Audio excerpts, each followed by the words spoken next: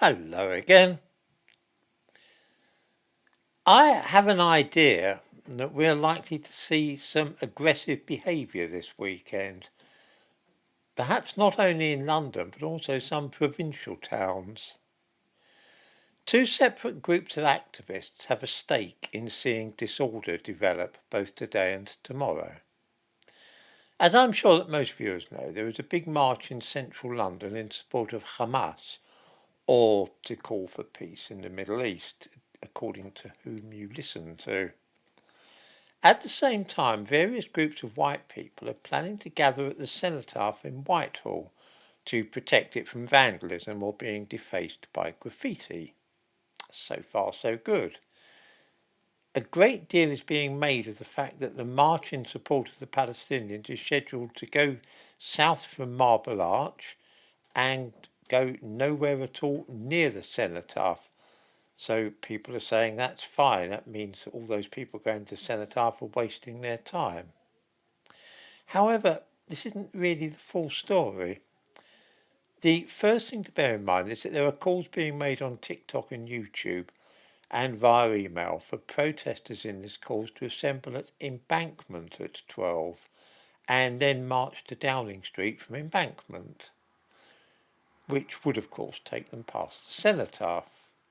In the description to this video I give a link to the Friend of Al-Aqsa, their TikTok account, which shows you this call for that particular route. This is not being done officially, but it will nevertheless take place. So it will lead them right past the Cenotaph, where all those various people who are going to go there today will be standing around, waiting to, because they're intending to protect the Cenotaph. Can anybody see scope for friction there? This is one part of the puzzle which might lead at the very least to tension. Then too, there are plans by some white people, people that some would call patriots and others right-wingers, to promote conflict with a view to precipitating a crisis about such things as immigration, Islam and various other matters. All this is being circulated privately by word of mouth and messages which are not intended to be read by newspaper reporters or anybody.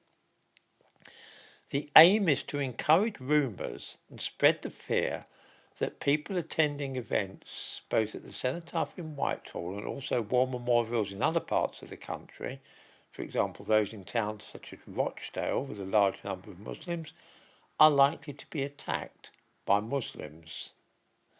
This is being explicitly suggested that it's possible that Muslims are planning to attack white people near war memorials.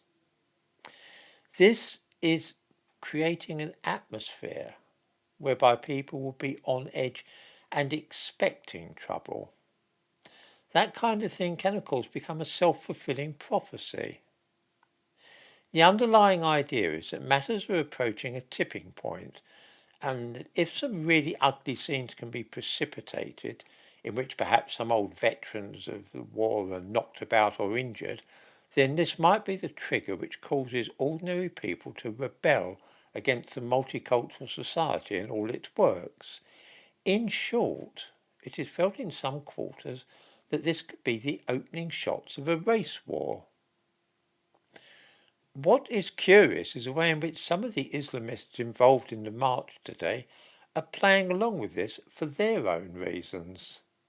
I suspect that they too would like to see a fight around the Cenotaph in Whitehall. The war memorial in Rochdale has been attacked twice in the last week, once by having all the wreaths of poppies thrown from the plinth and replaced by Palestinian flags, and then a second time when Free Palestine was spray painted on it.